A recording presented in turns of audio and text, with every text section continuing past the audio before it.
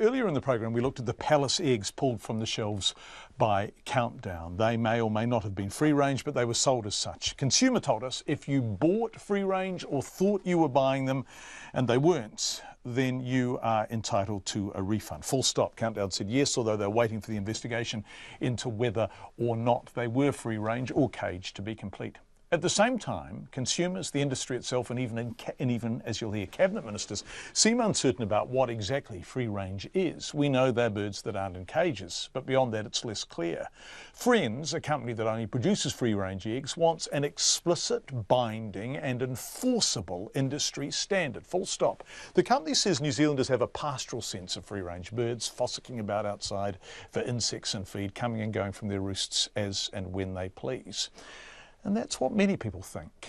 In fact, I would got an 80% charge of buying, when you're buying free range, buying eggs from hens that have probably never seen the light of day, let alone green pasture. 80%? Yes, I believe it's as high as that. So wait a sec, that have never seen the light of day. So are we being misled? What are you saying there? Well, if you've got 5,000 or 10,000 birds in a shed, knowing birds like I do after 30 years, there's no way birds are going to make their way through thousands of birds to get over to the pop hole. That's Rob Darby from FRENZ, Free Range Eggs NZ. Now, the 80% figure is speculation, so let's set that aside and consider his broader point. He's saying the industry's view of free range is that the hen has access to the outside, the possibility of going out. And if your covered accommodation is large and occupied by thousands of other hens... Birds are, by nature, small flock orientated. They're not going to blaze their way through a trail of thousands of birds to get to that bit of light at the other end of the tunnel. Which brings us back to his figure. Rob Darby asserts roughly 80% of our free-range eggs come from birds that can go outside but may not have. Who knows if he's correct? In New Zealand, we can't even really explicitly say what a free-range egg is. MPI oversees food safety, yes. But in terms of labelling, MPI doesn't oversee that. That's the Fair Trading Act. That's Nathan Guy, the Minister, at Parliament on Tuesday. The reporters talking to him sought in the stand-up some, clarification. Who determines if free-range eggs are free-range eggs? So MPI goes and investigates animal welfare, and actually so does the SPCA, and you'll see on some eggs and some cartons of eggs that they have the SPCA tick. But that's not a consumer government measure.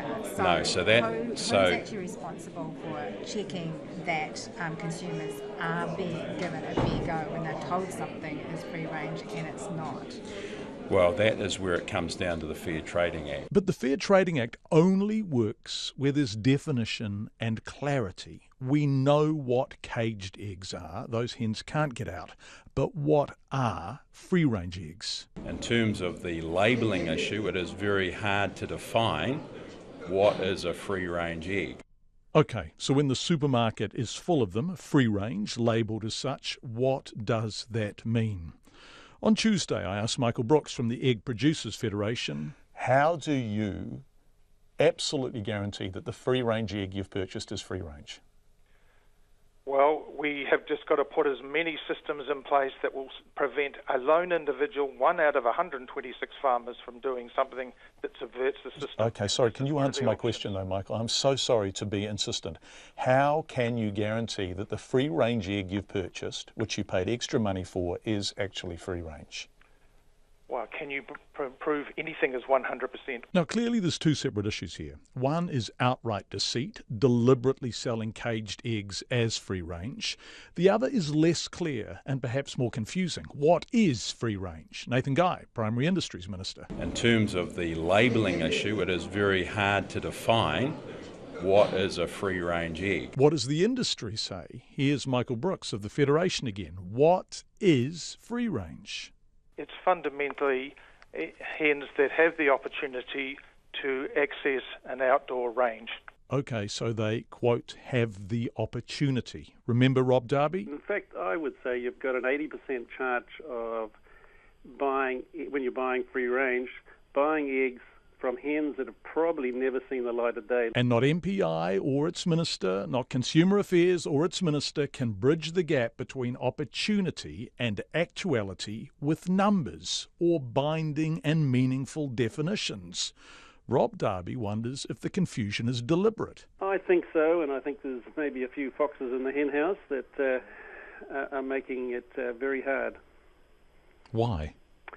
Well, once again, it's because the industry is dominated by what we call intensive free-range farming. One former industry insider, out of the business now, told me this is where supermarkets come into play. Supermarkets want ease and continuity of supply. They don't want the little artisan farmer down the road who may be able to provide lovely free-range eggs this week, but maybe not next week. For ordering and planning, supermarkets want suppliers who can deliver as required in bulk.